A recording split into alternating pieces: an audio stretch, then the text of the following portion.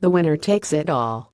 In the case of Saturday's October 7 UFC interim lightweight title fight between Tony Ferguson and Kevin Lee, this old adage might not necessarily ring true. The win is valuable, no doubt, and will lead to a title of some description being wrapped around the victor's waist, but the real reward, whether they like it or not, is a ticket to the Conor McGregor show, and, with it, a shot at the undisputed UFC lightweight title. They will try to deny it.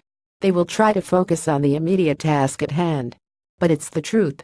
The shadow of Conor McGregor looms large ahead of what, on paper, is one of the very best fights of the year.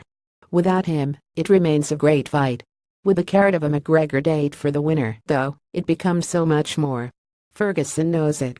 Lee knows it. Certainly McGregor, the puppet master pulling the strings from on high, knows it. Look, I've got the UFC title to defend, and that means something to me. I will defend that world title, the Irishman said at an evening with Conor McGregor in Glasgow. Nathan Nate Diaz is there. He's trying to make all of these demands. If he starts pricing himself out of an event, I probably will defend against the person who wins this interim belt, or someone along that line to legitimize it again. I've already gone from the highest of the highs in terms of a money fight. Now the question I always get is about defending the belt and legitimizing the sport in the rankings. Maybe now it would be a good time for me to go and do that and shut that side up. Shutting that side up is not only important for McGregor, it's also important for the UFC and the organization's authenticity. For if McGregor is allowed to call the shots and neglect a belt left on the shelf since he defeated Eddie Alvarez in November, the very idea of titles and rankings becomes a little pointless. The division needs McGregor to get a hold of it and do what's right, which means facing the winner of Saturday's fight between Ferguson and Lee. If he doesn't, if he chooses to do something else, God forbid, have another boxing match, what does any of it mean? What does the UFC's interim lightweight title mean? What does Ferguson versus Lee at UFC 216 MEA? And again, we'll see what happens in the fight next week between Lee and Ferguson, said McGregor. I hope they make the walk. I've seen it so many times where they slip on the bleeding soap getting out of the bath. I've done the money fight.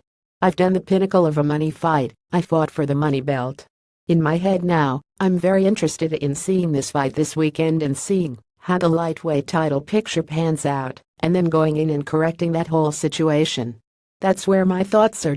You suspect it will take something special from either Ferguson or Lee to really turn McGregor's head and get him interested in a fight. At this stage, it's probably a requirement. He's just boxed Floyd Mayweather. He's been everywhere. He's leaking money.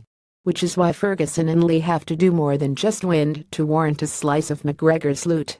They have to win and look spectacular doing so. Earn it.